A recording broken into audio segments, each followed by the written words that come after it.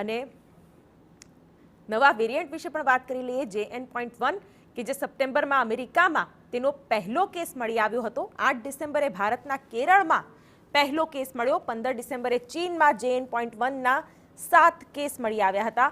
ઓમિક્રોનનો સબ variant BA.2.86નો વંશજ છે. પિરોલા નામથી પણ ઓળખાય છે JN.1 વેરિયન્ટ.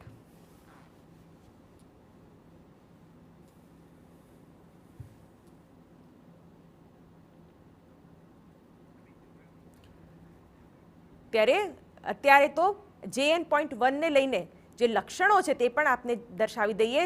જોરદાર તાવ આવે છે, માથામાં ભારે દુખાવો થાય છે, આ લક્ષણો છે JN.1 વેરિયન્ટના. સતત ઉધરસ આવવી પણ JN.1નું એક લક્ષણ છે. શરદી અને નાક વહેવા લાગે છે જો તમને આ વેરિયન્ટ લાગુ પડ્યો હોય.